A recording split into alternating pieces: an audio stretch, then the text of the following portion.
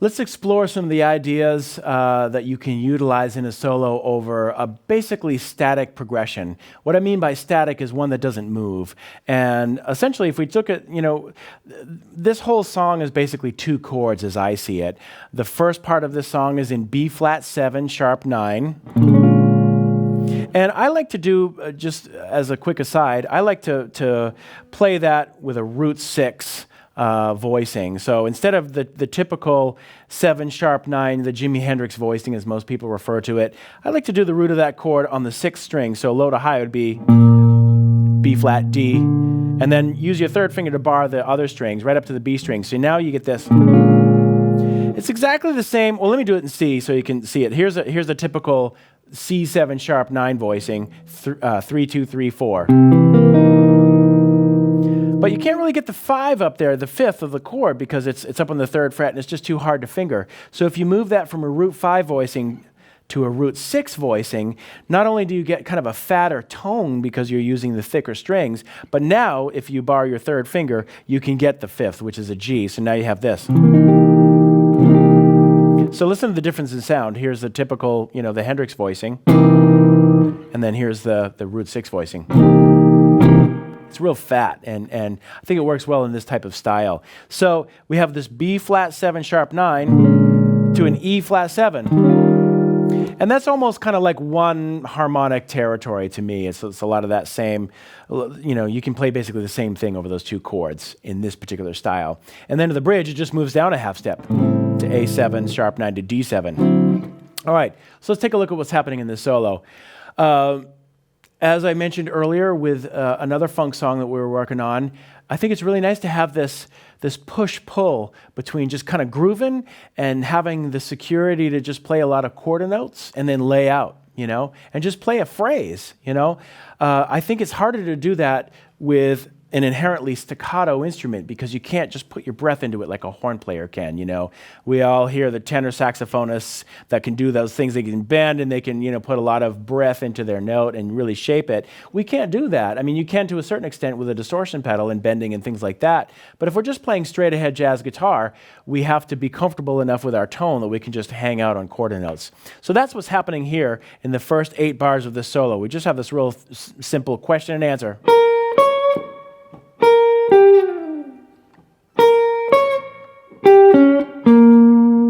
All right, so we have 2 phrases. In classical music, they call this the antecedent and the consequent. And it's just phrasing, that's all it is, whether we're talking about Mozart or whether we're talking about playing in an organ trio. The idea is to have a phrase, a melodic question, if you will. That's even kind of a little question and answer in and itself, And then we have that same repeat of the first line, and then we're ending it in a different way. And we can also play with syncopation by using anticipation, playing a little bit before the downbeat or the delayed attack. And both of those are happening here. In measure, at the end of measure 1, we have an anticipation. 1, 2, 3, 4, and that's really nice to play in a funk style because you're anticipating the next chord. And a lot of times you'll line up with the drummer and the organ trio. Then we have the same thing in measures 3 and 4. 1, 2, 3, 4, and the and of 1 there. So we have both anticipation and delayed attack. And that just makes your lines a little nicer. Then we're going to repeat that in measure 5. And then we'll finish off the phrase by putting a period on the end of it with, and we'll add a little double stop there to complete the idea. Okay, now in the next 8 bars, we're going to shift our gears rhythmically to playing an idea with more velocity, so one that really centers on 16th notes. So we're just basically taking this, simple minor pentatonic scale and really honing in on that G, which appears on the first beat of measure 10. So that's an important chord tone of E flat. It's a 3. So that way you kind of can outline the changes, even though there's really only one little change between B flat 7 and E flat 7. But that's an idea that you can use. And then check out in measure 11, we're going to do the same idea, but we're going to do this now.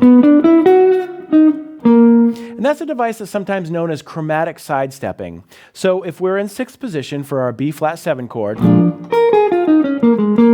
chromatic sidestepping would be either going up a half step to B or down a half step to A. It doesn't matter. In this case, we're chromatically sidestepping up by a half step. And when you're working with static harmony that doesn't move a whole lot, this can be a very effective device to use. It creates tension and resolution without having a 5-to-1 cadence. So you're just basically hanging on one chord.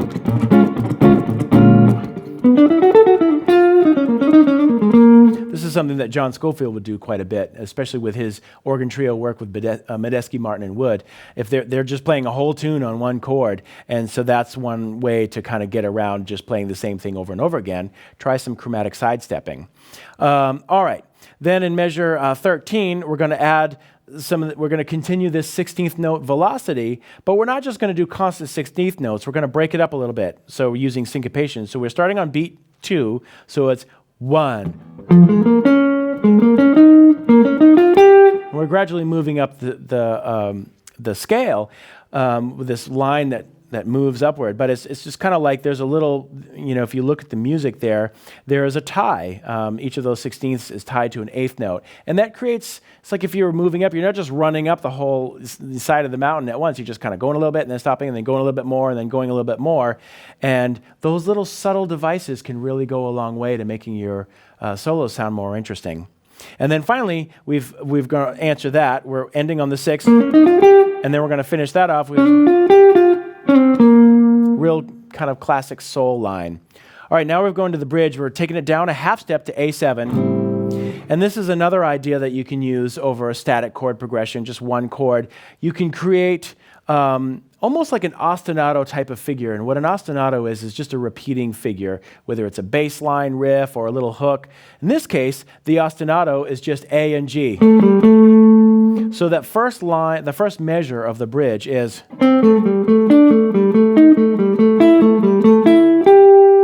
and that's just kind of a cool little device that you can use. Basically what you're doing is just going up an A minor blues scale. But in the same way that in the last song where we had this upper organ pedal point, against this F, now we have kind of a lower pedal point in the form of an ostinato, just 3 notes. And we're just balancing that out with a line. You could just keep going if you wanted to. But here we end at the end of the measure, so we just have this little line. And that's just kind of a cool little device that you can use. In terms of playing that technically, experiment with some different picking and hammer-on possibilities. So you could pick the first 2 notes and then hammer on. You could hammer on and pull off the whole thing. So one way to do it would be pick, pull off, hammer on. So for every 4 notes, you're only picking twice. You could try picking every note. And then, or you could try somewhere in between, which would be picking, pull off, and then pick again. So 3 picks for the 4-note line. I think you should practice all of them and then figure out which one you like the sound of the best. You want to play a line by how it sounds and how you want it to sound rather than, be dictated by what you can or can't do technically. So practice all 3 of those picking variations of that line. That's kind of a cool exercise because you're also string crossing when you get up to the B string there. All right, now looking on down to measure 21, here's another device that you can use that's similar to chromatic sidestepping over one chord, one static chord. You can take an idea, in this case, it's A, C, C sharp, E, just a real common blues idea, and take that cell or that motive and then move it in different intervals. Here we're doing it in minor thirds or every 3 frets. So we're just going to go. It's almost kind of like that diminished major triad thing that we saw in earlier solos. So that's what's happening here. And then we have just some chromaticism after that. That's a B flat 7 arpeggio sidestepping to the A7. Okay, so all that's going on there is some A blues stuff with the chromatic sidestepping of B flat 7, down a half step to A7 again. And then from there, we're going to superimpose a half-whole diminished scale over our A. So we're thinking A half-whole. If we were going to play this scale starting on A, it would be half step, whole step, half step. So that's why they call it the half-whole scale. But I think it's really good to think of it as just basically an A7 arpeggio. And then there are little notes that connect them. So we have flat 9 up to the third, so flat third, major third, flat 5 to the perfect fifth, and then 6 to the flat 7. So it's basically an A7, and each of those chord tones is approached by a half step below. So that's, I think, a better way to think about that rather than just thinking of a half-whole scale. But that's what's going on there. And these types of half-whole, or sometimes called dominant diminished scales, are very useful over one chord, you know. So now we have different tonal possibilities. If you're just playing over an A7, yes, you can play minor pentatonic, yes, you can play blues, but mix it up a little bit with some of these ideas of like taking a cell and moving it in different minor thirds or major thirds, 3 frets each way, or chromatic sidestepping, or superimposing a different diminished scale on top of that A7. A lot of piano players will do that, and it can be really nice and funk. All right, to finish off the solo, we're going to add something new. In the last part, we've gone back to B flat, and I think it's kind of cool to play double stops in this style. Organ trio, it's real powerful to play double stops to give your line some reinforcement. That's all it is here, it's just some blues.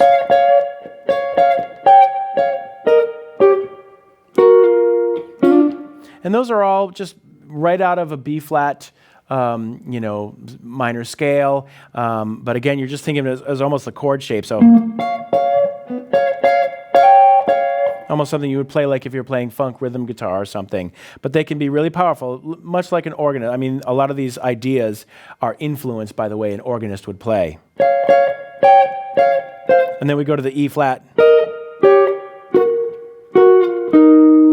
And those are all just using the notes of E flat and then harmonizing those in fourths. And then we bring it home to B flat with this. And then the last idea that we use that incorporates substitution is in measure 29. We're going to take a cell, another motivic idea. In this case, it's 1, 2, 3, 5 out of a B flat. So that means scale degrees. 1, 2, 3, 5. So that's our cell, that's our idea. We're going to move that up in minor thirds, just as we did in measure 21 over the A chord.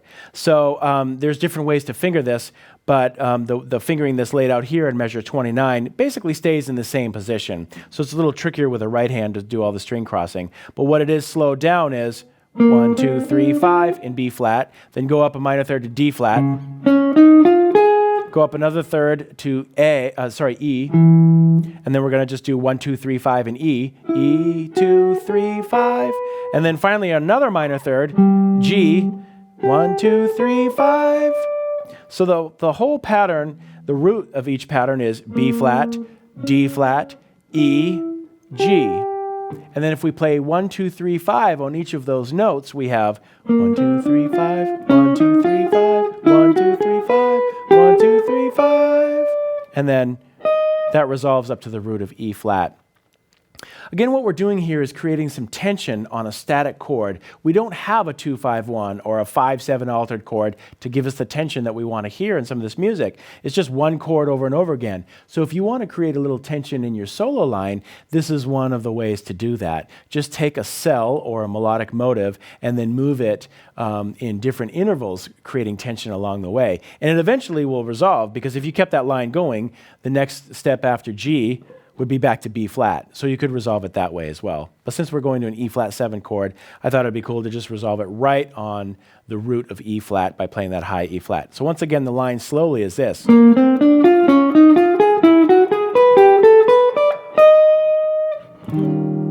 then just finishing off with kind of going back to the idea from the very beginning of the solo, just this. And then the very last thing that we're playing here is just the B flat the tonic, but something that's very common in organ trio music is to harmonize that with the sixth below it. That's something that organists do, and it's a really cool effect that you can do. So whatever the tonic of the song is, instead of just ending on in that ending with that single note, you can end with a sixth below it. And again, that just adds a little bit more depth to your lead line.